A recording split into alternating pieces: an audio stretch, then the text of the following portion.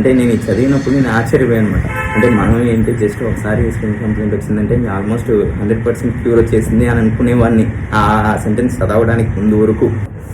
ఇక్కడ ఎలా అయితే ఆర్కనంలో సోరాని నయం చేయాలంటే సెవరల్ సక్సెసివ్ యాంటీసోరిక్ రెమెడీస్ అవసరం పడతాయనేసి చెప్తారో, అలానే సోరాని క్యూర్ చేసే టైంలో కూడా అది కంప్లీట్గా తగ్గాలి అంటే స్కిన్ కంప్లైంట్ రావాలి.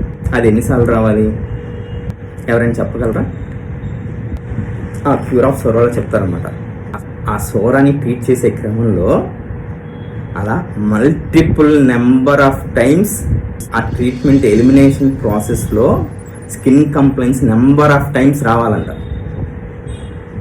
నెంబర్ ఆఫ్ టైమ్స్ వచ్చి వచ్చి వచ్చి వచ్చి లాస్ట్గా ప్రిమిటివ్ ఇచ్ అనేది వస్తుంది. అంటే ప్రిమిటివ్ ఇచ్ అంటే సోరిక్ ఆ ప్రిమిటివ్ ఇచ్ అనేది రావాలి.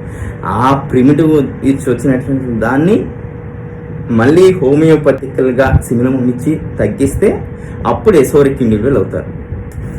మనం చేసేటువంటి ట్రీట్మెంట్లో ఒకసారి స్కిన్ కంప్లైంట్ వచ్చింది అంటే మనం ఇప్పుడు దాకా మనం అనుకున్న నాలెడ్జ్కి ఏంటంటే ఇంకా ఆల్మోస్ట్ వాళ్ళకి ఉన్నటువంటి కంప్లైంట్ అంతా తగ్గిపోయింది అనుకుంటాం. ఇంకా ఎంతటి క్రానిక్ డిసీజ్ కూడా ఫుల్ స్టాప్ పడింది అని అనుకుంటాం. కానీ ఆ వచ్చినట్టు ఒక్క స్కిన్ కంప్లైంట్ కాదు, అలా మల్టిపుల్ నెంబర్ ఆఫ్ టైమ్స్ వస్తేనే అక్కడ ఉండేటువంటి క్రానిక్ కంప్లైంట్ తగ్గుతుంది. మరి వచ్చిన ఆ ఒక్కసారి వచ్చినటువంటి స్కిన్ కంప్లైంట్ వల్ల ఏం ఉపయోగం జరుగుతుంది ఏంటి?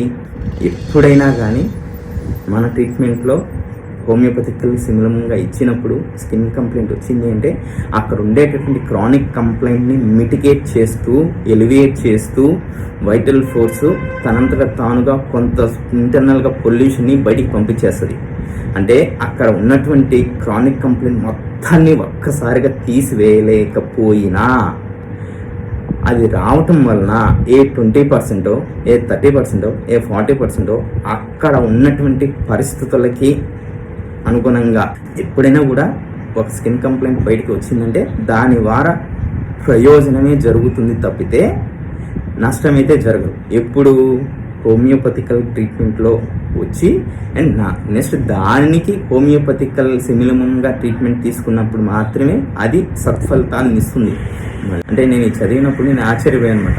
అంటే మనం ఏంటి జస్ట్ ఒకసారి స్కిన్ కంప్లైంట్ వచ్చిందంటే ఆల్మోస్ట్ 100% క్యూర్ వచ్చేసింది అని అనుకునేవాడిని ఆ సెంటెన్స్ చదవడానికి ముందు వరకు, అది అర్థం అవడానికి ముందు వరకు. కానీ మనం చేసే ట్రీట్మెంట్లో స్కిన్ కంప్లైంట్ వచ్చిందంటే ఆడ 5%, 10%నే ఆడ రిలీఫ్ వస్తుంది.